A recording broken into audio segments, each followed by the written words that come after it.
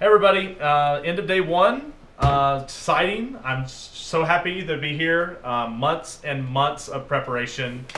We made it. We're going. Today was a really interesting day, to say the least. First thing we did is lined up at the hotel. Kind of had a ceremonial start. The press was there. Everyone took pictures. The car's looking sweet. If you haven't seen it, the vinyl is done. The logos are on it.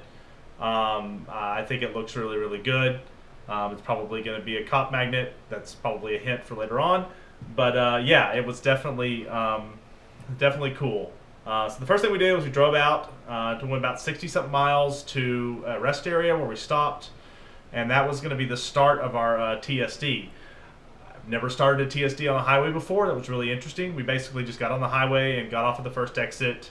It was pretty straightforward. You know, we went to Ohio a couple weeks ago, and we did a TSD rally to get some experience. And I can say that I'm really happy that we did that because what we learned in Ohio was way harder than what we're doing here. The skills that we learned there, kind of by trial by fire, by just jumping in the middle of it, helped us be prepared for what we did today. First TSD was straightforward. No, just major changes. Everything was fine. Directly afterwards, we met up with our buddy group, which is car number 8 and car number 21.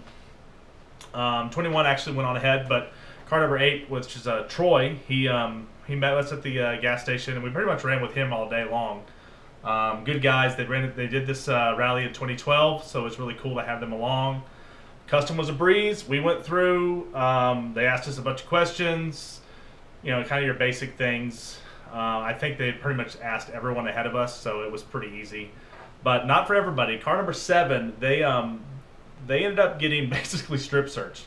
Their car got taken apart, from what I gather. They were there for almost 2 hours. Door panels were removed. I mean, they basically just took the car apart to make sure that they weren't doing anything wrong. So they missed the first TSD, but because it was a customs issue, I'm sure that it'll just be canceled. So we decided to go over the mountain because the weather's beautiful, and we stopped in Hope, British Columbia, which is where Rambo was filmed. We have some pictures of us standing in the little Rambo figurehead, so go look for those. And got some money swatched out for the Canadian money, which, by the way, looks like cellophane. I'm pretty sure you could just go to your kitchen section and grab a piece of wrapping paper, and it would pretty much sound like Canadian money. It's cool money, don't get me wrong, but it just looks weird when we're used to the paper money that we have here in the U.S. Couple other interesting things. We got pulled over by a cop, and he basically pulled up to us and told us to follow the car in front of us. And when we got there, he pulled off. We're of course freaking out. Look, we weren't speeding. What's going on? They basically said that it was 100 miles back. Some people were driving probably a little more recklessly than they needed to be, because we're about 2/3 of the way back of the cars, and they called ahead. And so the police in the town that we were in, which was a 100-mile house, they basically said they pulled over the first cars they saw with Alcan winter rally on the side. And when we told them there was 27 competitors and 10 workers' cars, and that it wasn't us, he said, well, just pass along to everybody else that they need to be, a little bit better. But we still puckered a little bit, I have to admit, because, nobody wants a ticket, especially since in the meeting they had a couple weeks ago, they warned us that if you're going 35 or 40 kilometers over the speed limit, they'll just take your car. Just take it. And, of course, we can't have that, so we've been really, really, really careful. Anyway, they gave us a verbal warning. Nothing came of it. We weren't the ones causing the problem, so that was us and Troy. And so the next area, we stop at a gas tank. We run into car number 20, and as he's filling up the gas, Troy, who's sitting there right there, says, I'm pretty sure your gas is leaking out onto the ground. He had a hole in his gas tank. So we basically pushed him off, got him, at least squared away, and then went on to the TSD because we only had like 15 minutes to be there at this point because we were one of the last teams to arrive at the TSD.